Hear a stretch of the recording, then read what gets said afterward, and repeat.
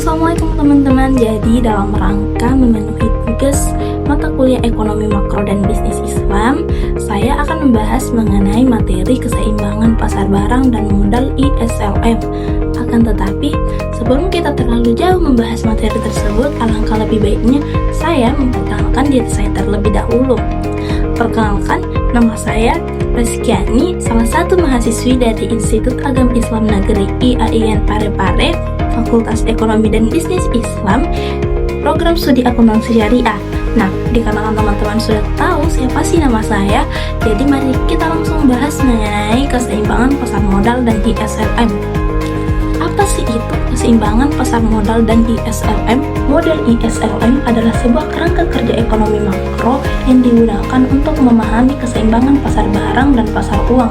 Model ini memiliki dua kurva utama, yaitu kurva IS dan kurva LM. Kurva IS menggunakan hubungan antara tingkat pendapatan atau output dan suku bunga di mana pasar barang mencapai keseimbangan. Kurva IS mempresentasikan kombinasi dari suku bunga dan tingkat pendapatan yang membuat pasar barang dalam keadaan seimbang. Artinya, jumlah barang yang diminta sama dengan jumlah barang yang ditawarkan. Ketika suku bunga rendah, investasi cenderung meningkat, sehingga output dan pendapatan juga meningkat. Sebaliknya, ketika suku bunga tinggi, investasi juga menurun, sehingga output dan pendapatan juga menurun. Di sisi lain, kurva LM menggambarkan hubungan antara suku bunga dan tingkat pendapatan yang mencerminkan keseimbangan di pasar uang. Kurva LM mempresentasikan kombinasi dari suku bunga dan tingkat pendapatan yang membuat pasar uang dalam keadaan seimbang. Artinya, dalam jumlah uang yang diminta sama dengan jumlah uang yang ditawarkan. Ketika pendapatan meningkat, kebutuhan terhadap uang juga meningkat, sehingga suku bunga cenderung meningkat. Sebaliknya, ketika pendapatan menurun, kebutuhan terhadap uang juga menurun, sehingga suku bunga cenderung menurun. Dengan demikian, kurva IS dan LM dapat digunakan untuk menganalisis bagaimana sih perubahan dalam kebijakan moneter atau fiskal dapat mempengaruhi keseimbangan pasar barang dan pasar uang, serta bagaimana sih perubahan tersebut dapat mempengaruhi tingkat pendapatan dalam suku bunga. Pasar uang berfungsi untuk memfasilitasi transaksi keuangan dan menyediakan likuiditas bagi ekonomi. Keseimbangan pasar uang tercapai ketika jumlah uang yang diminta sama dengan jumlah uang yang ditawarkan oleh bank sentral.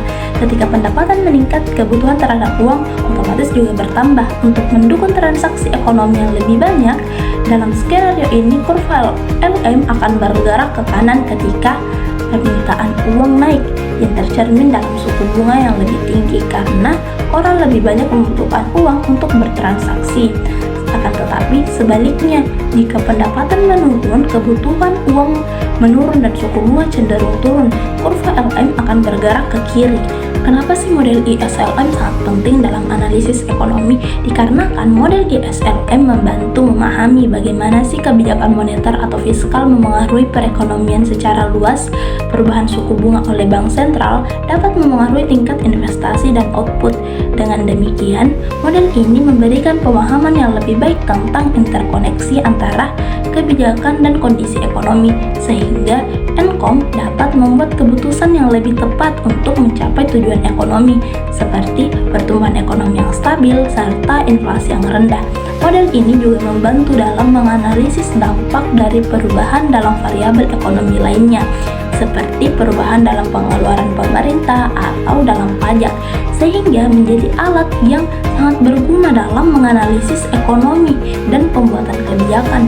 Selain itu, model ISLM dapat digunakan untuk memahami bagaimana sih perubahan dalam kondisi ekonomi global dapat memengaruhi perekonomian domestik, serta bagaimana kebijakan ekonomi dapat mengubah kesesuaian dan mencapai keseimbangan ke internal dan eksternal dengan menggunakan model ISLM.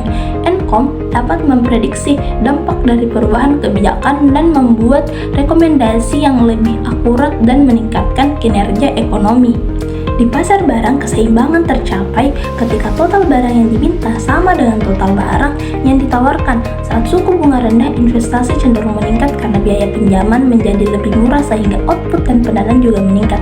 Hal ini ditunjukkan dengan pergeseran kurva IS ke kanan. Kebalikannya, suku bunga yang tinggi dapat mengurangi investasi dan pendapatan sehingga kurva IS berpindah ke kiri. Pasar uang berfungsi untuk memfasilitasi transaksi keuangan dan menyediakan likuiditas bagi ekonomi.